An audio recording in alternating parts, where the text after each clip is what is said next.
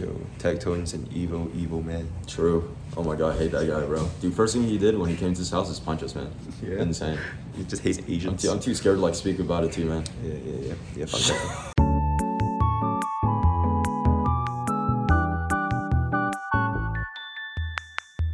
Hey guys, MrPokke here, back with another video. So this is just gonna be me yapping about my overall experience in TwitchCon. Yeah, it was my first ever con experience. I've never been to an anime con or like whatever con, right? This was my first con, and also my first time in the United States. So this entire trip has been like a virgin experience for me, right? So TwitchCon 2024 took away my virginity for US as well as San Diego, as well as TwitchCon and everything. Yeah, it was really good. I also put up a little Twitter post, if my editor can just slap this in over here. It's summarizing a little bit of my experience for the past 3 days. Technically, it's really just like 2 days, because 2 days I didn't go for TwitchCon day 3 because it was super in a rush. I had a plane at 4 p.m. So what happened is I went to the zoo, the San Diego Zoo, which is apparently the biggest zoo in America, and I went to lunch with like the Hoyoverse people, and then we just bounced. So I didn't even go to TwitchCon for day 3. That aside, I think throughout TwitchCon day 1, day 2, and day 3, TwitchCon day 1 was like the most impactful day, I would say.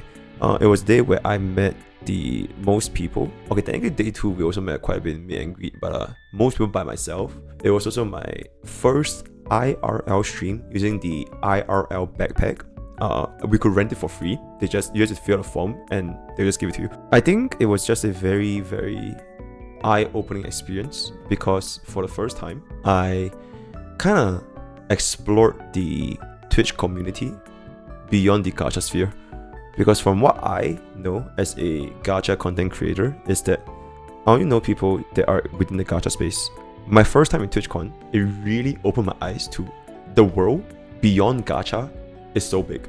It's like so many different niches, different creators, different communities that extends beyond gacha, and really opened my eyes. If there's this Chinese idiom called 井底之蛙, right? I was basically this frog in a well.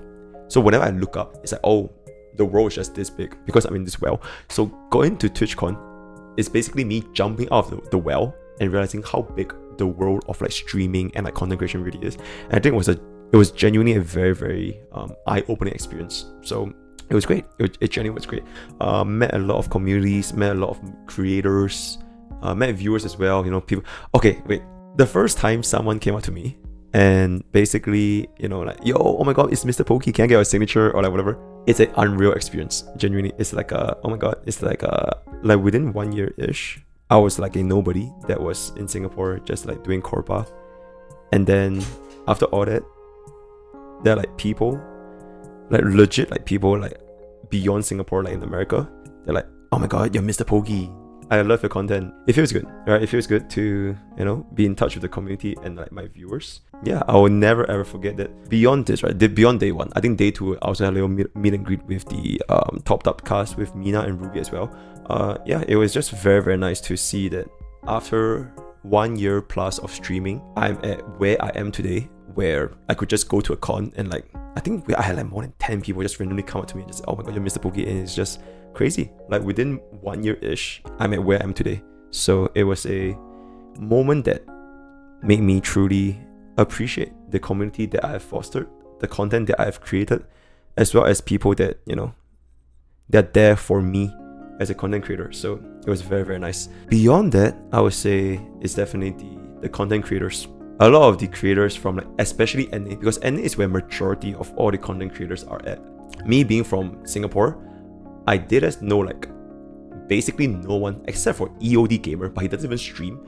For me, I'm like a Twitch main. YouTube is like my side quest. So I legitimately know like 0 Singaporean streamers that are like in the gacha sphere. So I don't really have anyone that I could really relate or like vibe with, because everyone's just doing corpa in Singapore. All my friends are doing corpa, either investment banking, engineers, com science, lawyers. It's like almost nobody is doing streaming, right? It's not almost, it's definitely straight up nobody. to come to America and just meet like all these people, like Fob, Mina, Ruby, the whole creators, Tectone, Box2. Also, Box2 is just he's a little dented, but he's still a great guy. All right, Shinya, Janazard. It really makes me connect more with like my industry. It's kind of like for the first time you step into your office after you have been working from home your entire life. That's like the kind of feeling I get, because I'm basically working from home in Singapore. Because in Singapore, I'm like kind of like quote unquote by myself, and where in NA is where most of the creators are at. Whether or not they touch grass is a different story, but like this is the first time that I've actually seen and put like a face and actually like shook their hands and had a hug and just put a face onto the content creator's face. It was very, very nice, right? I got to show them, I got to meet them and like just like say hi. Mina and Ruby, who have a podcast together, we've been doing Top Up for like I think like more than like 5 months now, and to just finally just like connect and meet and vibe and talk and yap and drink and eat, and like for the first time, it was really, really great. At the end of everything, whether or not it was San Diego or Las Vegas or even TwitchCon itself, I think it's not that important. The important thing is, for the first time, I get to meet my viewers from America, as well as like the content creators from America, and it was a very real moment for me. For more than 1 year, I've been like quote unquote alone, making content by myself in Singapore, and then for the first time when I go to America, I got to meet all these like wonderful people, and it's great. All right, so yeah, that's like kind of the best things that I took away from TwitchCon. Aside from that, I would say that TwitchCon itself is I think it's not wrong. Like I think Tectone also mentioned, I think Ruby, a lot of content creators, Fob, right, Fob Master, they mentioned that TwitchCon is not really a place where you have fun. It's quote unquote networking.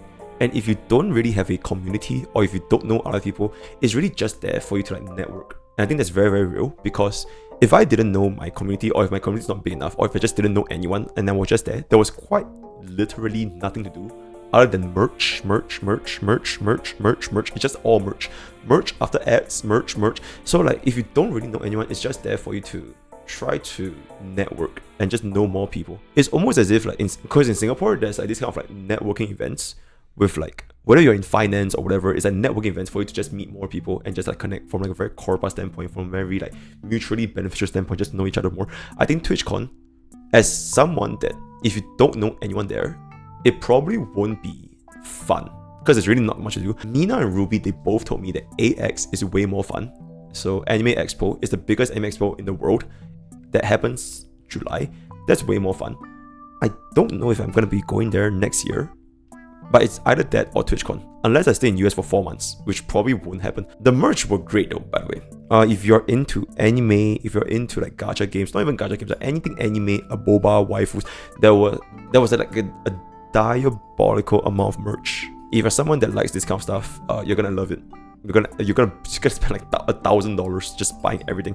Me personally, I'm not that interested in merch, because I feel that merch, they just kind of just leave at the back of my room and they just don't do anything.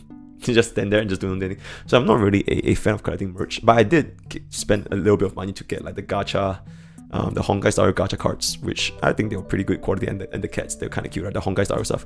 Aside from that, I didn't buy a single thing from the place from TwitchCon. So yeah, that's pretty much it for the con itself. Outside TwitchCon, I would say is the most important part. Because outside TwitchCon is where you get to mingle with your community, your fellow content creators, your meet and greets, your parties, your after parties, you're going for lunch, dinner.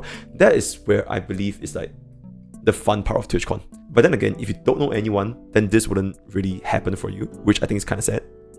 But if you do know people, then I think that's very, very fun, because it's like you finally get together with like your fellow content creators, and in this case, like the gacha sphere, right? The Hoyo Shields. I want to say Kurobots, but almost all of them are Hoyo Shields. The Hoyo Shields, the after parties, the karaoke, the lunch, the dinner. Me personally, I think they were more fun than TwitchCon itself. So if you are there to have fun, hopefully you know like other content creators, or you make friends with content creators that you met there. And outside of TwitchCon is where there's a lot of things happening. There's so many parties, blog parties, partner parties, whatever fuck. There was so many parties. That was really, really fun. And yeah, I would say that would be the most fun part of TwitchCon. It happened for every single day. So TwitchCon day 1, day 2, day 3, there was like a party every day. I had like almost no sleep. I also met a lot of new faces as well. It was great. And then day 3, I went to the San Diego Zoo. So that was also a pretty interesting experience because as a San Diego Zoo is like one of the if I'm not wrong, is the biggest zoo in America. And yeah, I had a great time. I think some of the animals, they are kind of, it's not new. It's not like I've never seen those animals before. But so like the zoo was a pretty interesting experience. Oh, it was $80 by the way. 80 USD for the zoo ticket. And I only stayed there for like 2 hours before I had to bounce to eat lunch. And so yeah, the zoo was huge, but unfortunately I didn't really have enough time to really fully explore the zoo. I basically took a bus ride and we just kind of just chilled a little bit. That was pretty much it for TwitchCon. So after the zoo, it was a lunch, and after lunch I just went to the airport. Then now I am in Austin, Texas, quite literally in Tecton's house. But I will be saving this for another video. To kind of wrap up this entire video, I have one final thing I want to kind of talk about. Would I move to United States? Maybe. It feels like for the first time in my life, I had a semblance of work-life balance. Like my lifestyle in Singapore, right, is legitimately, I go to sleep, I wake up, I go to the gym, shower, stream. Then I eat dinner with chat. I always eat dinner with my chat. I've never ever, almost 99% of the time, I always eat dinner with my chat. And then after dinner, I go to sleep. So that's basically my life in Singapore for like almost 24/7. I have like zero work-life balance. I pump out 2 YouTube videos every single day and I stream for like 5 to 6 hours straight. In the US, it made me realize like there's so much more beyond chasing the bag.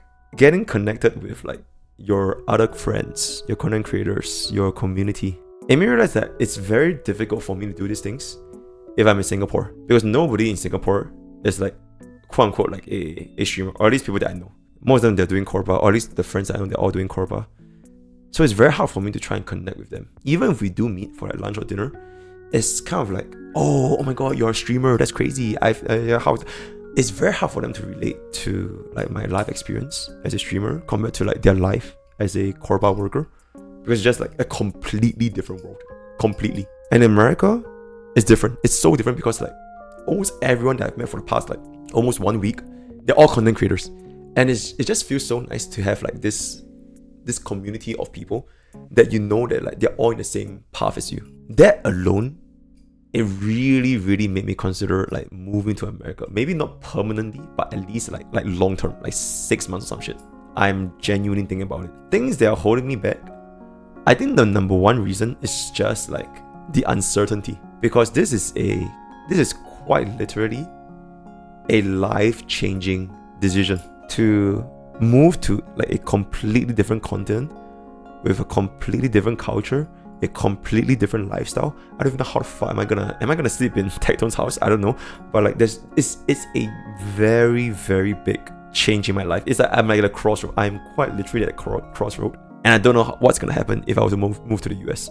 So I'm kind of sitting on it. It is not like off the table. I'm really, really considering it. So I will leave that for like in the future, like my life updates. But yeah, that's gonna be it for my experience in TwitchCon 2024. Enjoy the B-rolls, enjoy the little things that we have been yapping about, and yeah, a word of the day, it's gonna be freedom. Join Discord, join Twitch, join YouTube. All the best for the gacha poos, and I'll see you guys next time. Take care.